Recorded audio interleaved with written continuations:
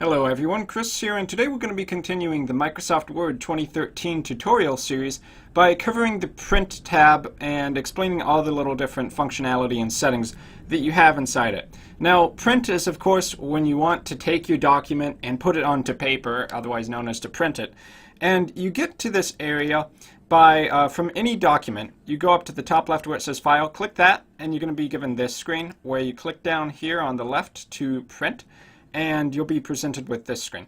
So from there, the basics of it would just be to hit the print button, but typically you may want to actually change your settings. For instance, if you want to print more than one copy, as in to take your document and make more than one of it, you can change that here just by incrementing it, go down a couple numbers.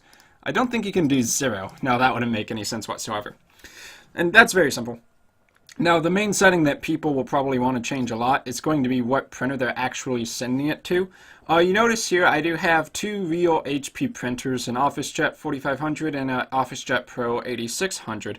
And that would be fine if I want to put it out onto paper. But you also see some other options here which may be a little bit confusing. Of course, there's the fax option right there. Some people still use fax today even. Okay, other options. Qt PDF Writer, Foxit Reader PDF Printer, and XPS Document Writer.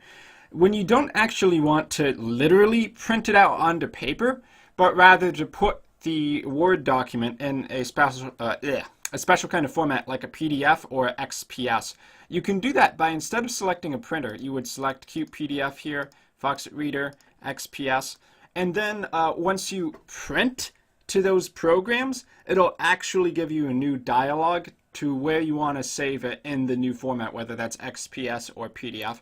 If you don't know what XPS is, it's basically very similar to PDF, except that once it's been saved, it cannot be edited, and many PDF files can be edited. Last one on the list is OneNote 2013. As part of the Microsoft 2013 suite, you do have a program called OneNote, which, as the name would kind of imply, allows you to take and save notes. I actually have it pulled open right here. So you'll see that this message, yeah, or however you pronounce ye, has actually been exported using that function right there, the send to OneNote 2013. You see that it's the same as right here. So you can actually take documents from Word and export them as a note, kind of to keep track of things, maybe keep track of what you need to do by sharing that information quickly between programs by using the print functionality. Now, aside from just choosing the number of copies in the printer, you can also, for instance, choose what you actually want to print from the document. You do not have to print an entire document. By clicking on this, this option right here below the settings menu, you can have print all pages, and that's usually what it's set by default. Or you can print the current selection, which is just the current page. Or you can, no. Print current page is print the current page. Print selection is where, if you have a multiple page document, you actually put in the pages that you want to print. Let me actually show you that here. I'll make it so that it's a multi-page document so that that option is actually available to us here, just by putting in a bunch of interspaces. Okay, so now that, oh, yeah, okay, I see why. It's because you actually have to put it down here in the pages dialog. So 1 to 2, or you could type in page 1, 2, 3, 4. Basically, works with ranges and works with specific pages. You just put in what you want there, and I think, okay, I thought that might have been an information button. But you get the idea. You specify the pages you want, or you can print all pages. Now, there's also options down here which you probably won't use very often, such as document info, markup, the styles that are used in your document, all this other kind of stuff. That's not actually printing the document itself. That's printing the document info. You may have specific needs for that, kind of trying to troubleshoot problems, maybe see which styles are being used and see if, for instance, if something is wrong in your document, if not everything is using exactly the right information. So what you might want to do for that, though, is, let's say you want to see the styles. Instead of printing that actually out on a piece of paper, you could save that as a PDF using Qt PDF Writer. For the record, Qt PDF Writer is a completely separate program that just integrates with print functionality. So we'll actually go ahead and do this here. And I'll save it in the SkyDrive document 1. And then bam, you see we get a lot of information here, but none of it is actually the document. It's just what information is being used to format the document, such as what fonts, what sizes, what's the line spacing, like that kind of stuff. So it's good for troubleshooting, especially if you're like putting together an ebook or something that requires very closely monitored formatting. Then that kind of functionality can help you out. Okay, back to the print tab. Portrait orientation / landscape orientation. Do you want it to be upright where the majority of the length of the page is top to bottom, or do you want it in landscape where it's mostly left to right, like a postcard? That really depends on what kind of what you're working with. Are you making a poster? What kind of page size and quality are you going to actually be trying to print it out on? In some cases you want, well, in most cases I would say you do want portrait, but there are some where you do need to switch to landscape, so keep that in mind. Okay, last few things. Next button, or drop-down menu rather, is the size of the page. Normal paper is 8.5 inch by 11 inch, but there's a lot of other types, especially if you're working in an office job or corporate. You might need to use some of these other types, legal documents. A lot of stuff I've never used personally. I think I recall maybe printing once or twice to some of these A4s and A5s.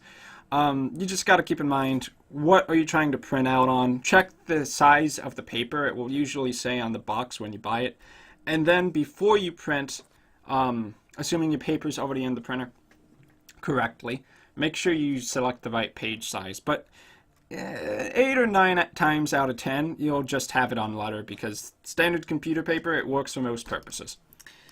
Okay, next we have the margins. You can also set this inside of a document itself, but margins usually determine what sections or edges of the page, or how long the edges of the page should be, where nothing gets printed to. That space should just be I guess you could say for padding the document. The margins are usually occupied just by pure white space. By having the actual text of the document centered in the document itself, it makes it look a lot nicer rather than the text literally going from the very left side of the page to the very right side of the page. It looks a lot better when you have margins. And standard margins are 1 inch, 1 inch, 1 inch, 1 inch for the top, bottom, left, and right. But you have the option of choosing some other ones right here. And lastly, how many pages do you actually want to print out onto a single sheet of paper? Normally, this is going to be 1.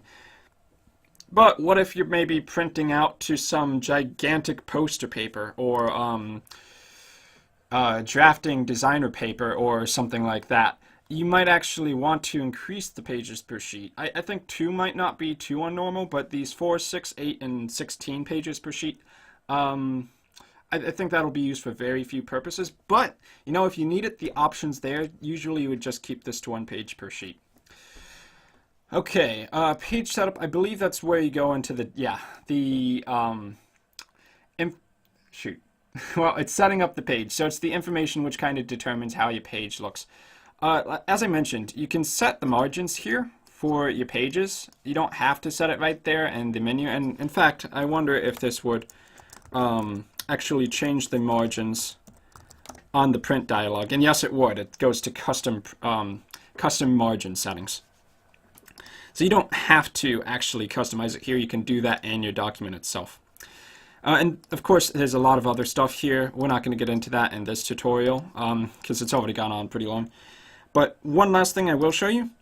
If you do actually want to print to a file, which would be basically taking the information that it's going to send to the printer in the printer language, then you can actually save that. So for instance, we'll have it keep PDF writer print to file.